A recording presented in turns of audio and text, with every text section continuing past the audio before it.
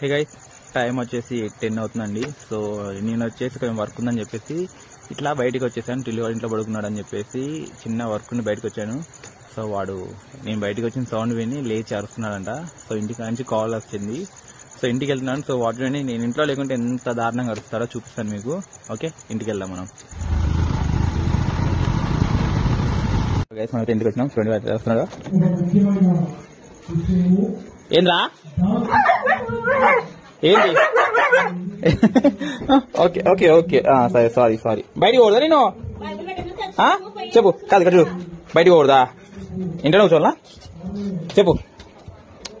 పా పడుకుంపా, పెద్దప్పా పడుకోపా. అరిచి అరిచి గొంతు పోతుంది.